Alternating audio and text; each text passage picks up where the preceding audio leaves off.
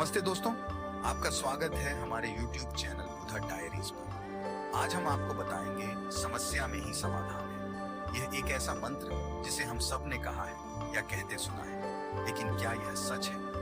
बहुत से लोग समस्याओं के सामने खड़े होकर बस इंतजार करते रहते हैं, आशा करते हैं कि समस्याएं अपने आप हल हो जाएंगी। ये एक सामान्य सोच है कि समस्या से बचने का सबसे अच्छा तरीका है कि हम इंतजार करें और उम्मीद करें कि समस्या खुद ही ठीक हो जाएगी। लेकिन क्या ये सच है?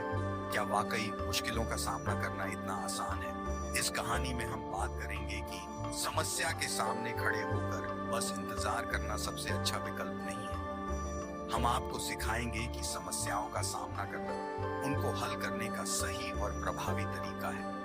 इस कहानी के माध्यम से हम सीखेंगे कि हमारी मेहनत, समर्पण, सही दिशा में कदम बढ़ाने से ही समस्याएं हल हो सकती हैं। तो चलिए इस कहानी के माध्यम से हम आपको समझाते हैं। दोस्तों, एक राज्य का राजा बहुत चिंतित था क्योंकि उसकी पत्नी का जन्मदिन नजदीक आ रहा था। यूं तो कहने को वो राजा था, परंतु उनके जीवन में अनेक प्रकार की समस्याएं थी। परंतु राजा अपनी पत्नी को ऐसा उपहार देना चाहता था जिससे उनके जीवन में जो दुख है कम से कम उस दिन के लिए दूर हो जाए। वह अपनी पत्नी को खुश करना चाहता था, किंतु आपने ये देखा होगा ये कार्य बहुत मुश्किल है, क्योंकि हम आज तक किसी को खुश नहीं कर पाते। हम चाहे लाख कोशिशें ही क्यों ना कर लें, लेकिन हम किसी को खुश नहीं कर पाते, क्योंकि यह खनुशी हमारे पास नहीं है, ना ही सामने वाले के पास है। जो हमारे पास है ही नहीं, वो हम किसी और को कैसे दे सकते हैं? अर्थात अगर आपको किसी दूसरे को खुशी देनी है तो सबसे पहले आपको खुश होना होगा, आपको खुश महसूस करना होगा, अर्थात वो खुशी आपके पास होनी चाहिए, तभी तो आप किसी को खुश रख सकते हैं। एक दिन राजा ने सभी दरबारियों को अपने दरबार में उपस्थित होने का आदेश दिया और साथ सभी मंत्रीगण भी उपस्थित थे। तभी राजा ने सभी से सुझाव मांगा कि आखिर वह किस प्रकार अपनी पत्नी को जन्मदिन में खुश कर सकता है। आखिर वह उन्हें कैसा उपहार दे जिसके कारण राजा की पत्नी खुश हो सके। वहां पर उपस्थित सभी लोग अपनी मन की बात राजा से बताते हैं, परंतु राजा को वहां पर उपस्थित किसी व्यक्ति का सुझाव पसंद ही नहीं आया। एक दिन शाम के वक्त राजा अपने रथ से कहीं जा रहा था। तभी रास्ते में उसने बहुत ही सुंदर मूर्ति देखी। वह मूर्ति बहुत ही सुंदर और आकर्षक थी। उसे देखकर ऐसा प्रतीत होता था मानो उस मूर्ति में जान हो। उस मूर्ति को देखकर राजा बहुत प्रसन्न हुआ और वह तुरंत ही मूर्तिकार के पास पहुंचा और राजा उस मूर्तिकार से कहता है, तुम तो बहुत बड़े कलाकार हो, तुम्हारी मूर्तियों में जान नजर आती है। ऐसा प्रतीत होता है कि तुम्हारी मूर्तियां जीवित है। तुम्हारी मूर्तियों को देखकर मन बहुत प्रसन्न है। हम चाहते हैं कि तुम्हारी सारी मूर्तियां हमारे राज दरबार में शामिल हो। यह सुनकर वह मूर्तिकार बहुत प्रसन्न हुआ, जैसे उसे कोई खजाना मिल गया हो। लेकिन तभी राजा ने उस मूर्तिकार से एक और बात कही, देखो, मैं चाहता हूं कि तुम मेरे राज दरबार में शामिल हो जाओ, किंतु उससे पहले तुम्हें हमारे लिए हमारी रानी की ऐसी मूर्ति बनानी होगी जिसे देखकर वह खुश हो जाए और दुख दर्द भूल जाए। और यदि तुम ऐसा ना कर सके तो मैं तुम्हारा सिर धड़ से अलग कर दूंगा। राजा के मुख से यह सुनकर मूर्तिकार घबरा गया, उसके पसीने छूट गए। राजा को मना भी कैसे करे, इसलिए उसने न चाहते हुए राजा को स्वीकृति दे दी। राजा उस मूर्तिकार की बात सुनकर बहुत प्रसन्न हुआ, वापस महल लौट गया। लेकिन उधर दूसरी तरफ मूर्तिकार अब तक बहुत प्रसन्न था। जो अपने मन से मूर्तियां बनाया करता था, जो हमेशा खुश रहा करता था, वह दुखी हो गया था।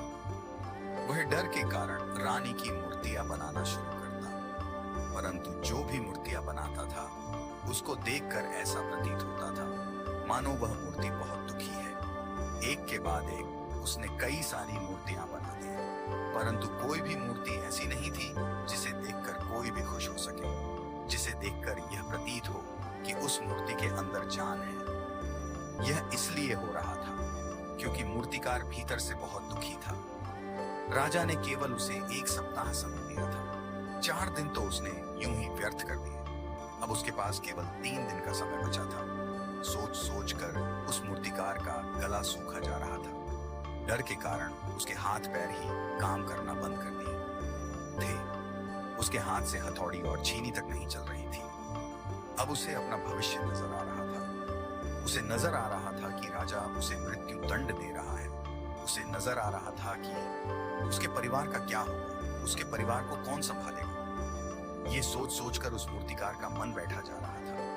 तभी उसने एक योजना बनाई। वह परिवार को साथ लेकर रात ही में गांव छोड़कर चले जाएगा। ये सोचकर वह तुरंत घर गया और उसने अपना सारा सामान बांधा और अपनी पत्नी और बच्चों को भी तैयार किया।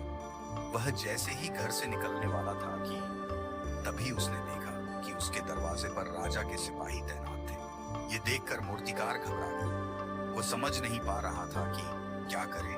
वह यहाँ से भागने की कोशिश करता है तो पकड़ा जाता और राजा उसके साथ साथ परिवार को भी मृत्यु दंड दे देंगे। वह कुछ समझ नहीं पा रहा था। तभी वह जमीन पर बैठ गया और रोने लगा और अपनी पत्नी से कहता है, अब से तुम्हें बच्चों का ख्याल रखना होगा। मेरा और तुम्हारा साथ यहीं तक था, क्योंकि राजा ने जिस प्रकार की मूर्ति बनाने का आदेश दिया है, मैं उस प्रकार की मूर्ति नहीं बना पा रहा, जिस कारण राजा ने मुझे मृत्यु दंड दे देंगे, मेरा सिर धड़ से अलग कर देंगे। उसके बाद तो तुम्हें ही बच्चों का ख्याल रखना होगा। इतना कहकर वह जोर जोर से फुट-फुट कर रोने लगा। देखते ही देखते रात बीत गई और अगले दिन सुबह सुबह उस मूर्तिकार के दरवाजे पर एक साधु भिक्षा मांगने आया। मूर्तिकार ने उन्हें भिक्षा ला के दी तो मूर्तिकार बहुत परेशान लग रहा था, जिसे देखकर वह साधु मूर्तिकार से कहता है कि बेटा, हमारे जीवन में तो दुख और सुख तो आते रहते हैं। हमारे जीवन में दुख और समस्याएं तो होती ही हैं, किंतु इन सभी दुख और समस्याओं का समाधान और निवारण भी होता है, परंतु हम केवल दुख और समस्या ही देखते हैं।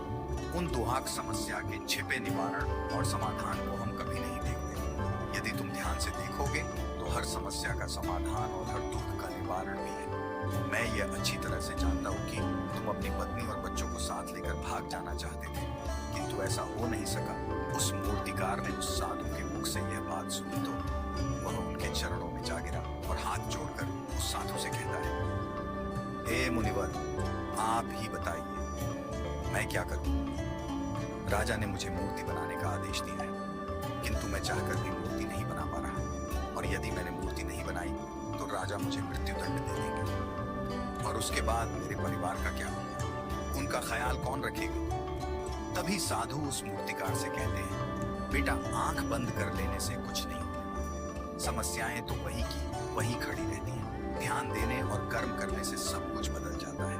यदि तुम केवल आंखें बंद करके ये सोचोगे कि तुम्हारी समस्याएं चली जाएंगी तो ऐसा नहीं होगा। इतना कहकर उस साधु ने मूर्तिकार के कानों में कुछ कहा और उसके बाद वहां से वह चले गए। उस साधु के वहां से जाने के बाद मूर्तिकार बहल गया, जिसे देखकर राजा मूर्तिकार से कहता है, लगता है तुमने समय से पहले ही एक अद्भुत मूर्ति तैयार कर ली। बताओ वो मूर्ति कहाँ है?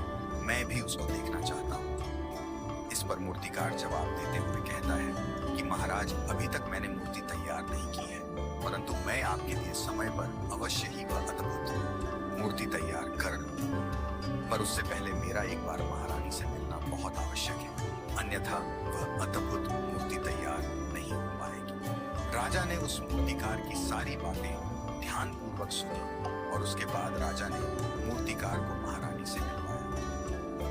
मूर्तिकार महारानी से मिलने के बाद महारानी से प्रश्न करते हुए कहता है कि महारानी जी, किसी भी औरत का सबसे बड़ा दुख क्या हो सकता है? इस पर महारानी जवाब देते हुए उस मूर्तिकार से कहती है, किसी औरत का मां ना बन पाना उसका सबसे बड़ा दुख है।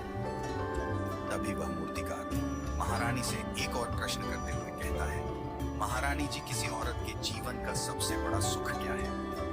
महारानी उस मूर्तिकार का जवाब देते हुए कहती है कि किसी भी औरत का सबसे बड़ा सुख उसके पति और बच्चे का उसके पास होना है। महारानी के मुख से अपने प्रश्नों का सवाल जानकर मूर्तिकार बहुत प्रसन्न हुआ और उनसे आज्ञा लेकर वापस अपने घर लौट आया, और अब से वह दिन रात उस मूर्ति पर काम करने लगा। देखते ही देखते पूरे 3 दिन पूरे हो गए। आखिरकार रानी के जन्म दिवस के दिन मूर्तिकार उस मूर्ति लेकर राजमहल पहुंचता है, लेकिन अब राजा के मन में बेचैनी थी कि पता नहीं उस मूर्तिकार ने कैसी मूर्ति बनाई, पता नहीं वह मूर्ति महारानी को पसंद आएगी कि नहीं। इस प्रकार के कई प्रश्न राजा के मन में चल रहे थे। राजा के मन की बेचैनी लगातार बढ़ती ही जा रही थी, लेकिन उधर दूसरी तरफ राजा को उस मूर्तिकार पर विश्वास राजा ने पहले ही उस मूर्तिकार की हाथों की कला देखी हुई थी, इसलिए एक तरफ उनके मन में यह भी विचार चल रहे थे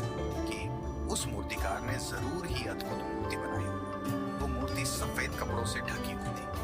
तभी राजा ने उस मूर्ति की ओर इशारा करते हुए रानी से कहा, यह मूर्ति आपके जन्म दिवस का तोहफा है, इसे कबूल करें। उसके बाद रानी ने उस मूर्ति से वह कपड़ा हटाया और उस मूर्ति को देखते ही रानी की आंखों से आंसू बहने लगे। यह देखकर राजा को ऐसा प्रतीत हुआ महारानी को यह मूर्ति पसंद नहीं है, इसीलिए राजा ने तुरंत ही क्रोधित होकर अपने सिपाहियों को आदेश दिया और मूर्तिकार को बंदी बनवा लिया। लेकिन तभी महारानी राजा से कहती है, रुकिए, इस मूर्तिकार ने मेरा दुख और सुख एक ही मूर्ति में निकाल दिया है।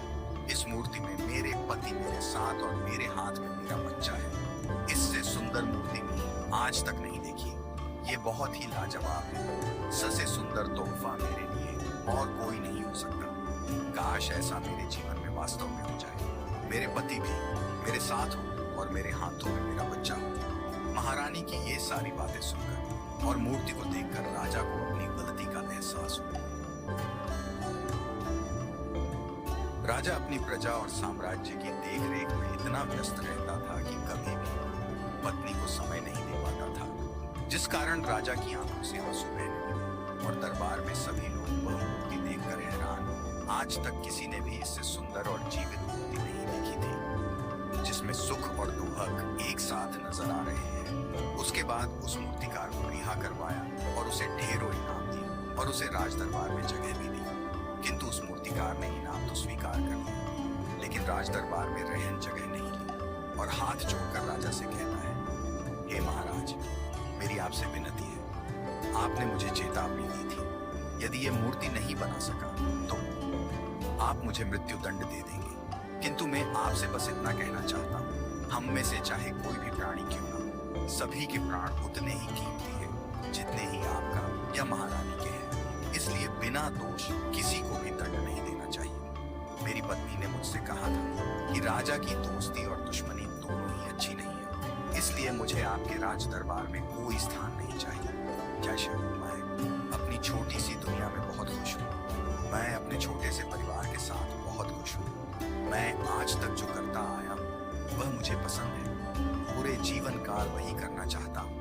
मैं जैसा हूँ, जिस हाल में हूँ, मुझे प्रसन्नता है कि मैं आज इतना खुशहाल इंसान हूँ। अब मुझे आज्ञा दीजिए। इतना कहकर वो मूर्तिकार वहां से चला गया। दोस्तों, इसी प्रकार हमारे जीवन में भी बहुत बड़े बड़े संकट और दुख आते हैं, किंतु वास्तव में ये दुख और संकट हमें कुछ सिखाने के लिए आते हैं। किंतु हम तो केवल उन दुख और समस्याओं देखने में लग जाते हैं, उनका निवारण खोजने का तनिक भी प्रयास नहीं करते। और जब हम दुख के समय क्रोध करते हैं तो हम वास्तविकता में हम अपना ही नुकसान करते हैं। जो व्यक्ति समझदार होते हैं वह अपने दुख और परेशानियों से ये सबक सीख लेते हैं कि विषम परिस्थितियों में शांत रहकर उन दुखों का निवारण करना, उन समस्याओं का समाधान करना चाहिए। किंतु हमसे अधिकांश लोग ये नहीं सीख पाते और वे लोग बार बार वही गलती दोहराते रहते हैं और क्रोध करते हैं। क्रोध में इंसान अपने दुख और समस्या का समाधान करने में असमर्थ होता है और वह अपनी समस्याओं के दलदल में फंसता चला जाता है। इस प्रकार जो व्यक्ति समझदारी से शांत रहकर अपने दुखों और समस्याओं का हल ढूंढ लेते हैं, वे अपने